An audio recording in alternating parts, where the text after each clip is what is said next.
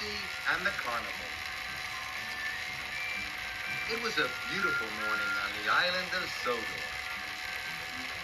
All the engines were very excited. It was the day of Sir Topham Hatt's Carnival. Children would be coming from far and wide. There was to be a special visit from the Chinese dragon. Percy was delighted. He thought the Chinese dragon was the most exciting thing of all.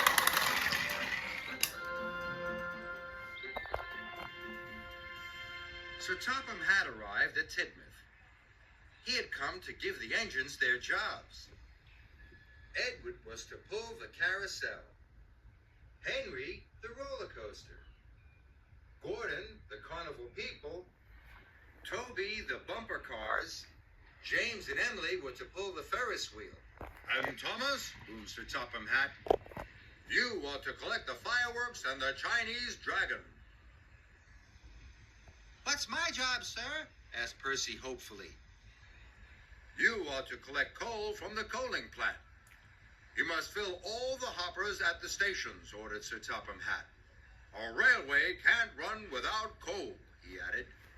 This is a very important job. Sir Topham Hatt left, and all the engines were excited. All except Percy. Coal? He sighed. And he watched his friends leave for their exciting jobs. Percy felt very sad. Percy just sat there.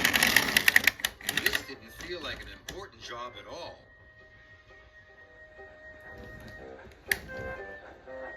When Percy arrived, he could see a long line of freight cars. I wish I was pulling something exciting, grumbled Percy. Not boring old coal cars. Percy buffered up and pulled out of the depot. Percy stopped at a signal by a school. Toby pumped past, pulling a load of bumpers. The children in the playground clapped and cheered. Then, Edward jumped by with the carousel. The children cheered even louder. Percy thought that Toby and Edward were having a wonderful time. Then an idea flew into his funnel. Maybe Toby and Edward need some help. Helping my friends is much more important than delivering coal, he wished. So Percy didn't deliver the coal. He left his coal cars, and he steamed after his friends as quickly as he could. Toby and Edward stopped at a red signal. Percy puffed up alongside. Do you need any help? He tooted hopefully. No, thank you, Percy, puffed Toby.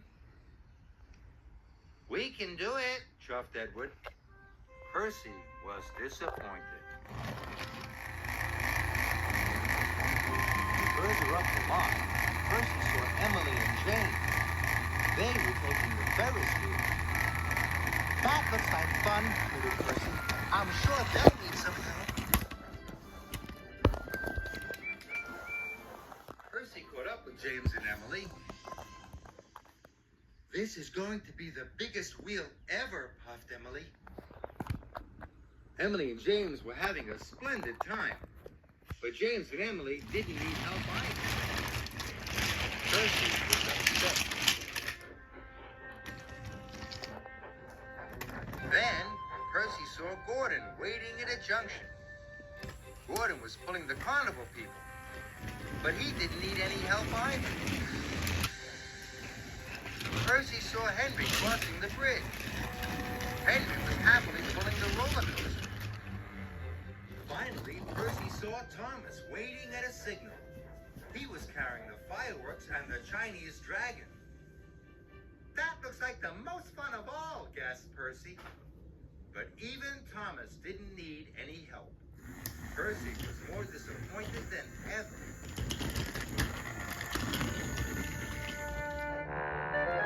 Then there was trouble. Percy had spent so much time trying to help everyone else that he hadn't delivered any coal. Percy saw James. He looked very sad. There's no coal at the stations, he wished. We've all run out of coal. Bust my boiler, cried Percy. If the engines don't get some coal, the carnival won't open.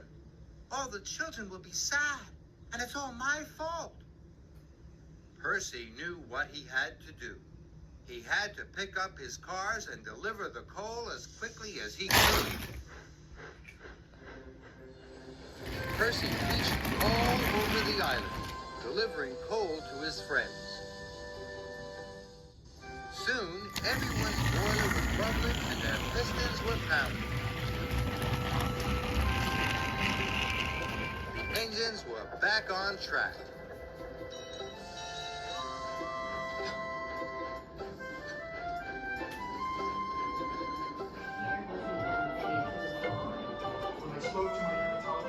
Everything was ready just in time.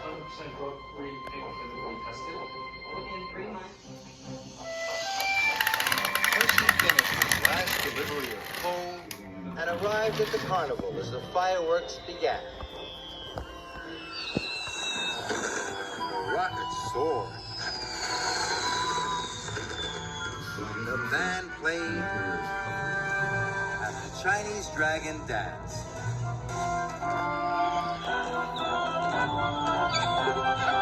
All the children were delighted. Sir Topham Hatt was right, tooted Percy. Delivering coal is a very important job.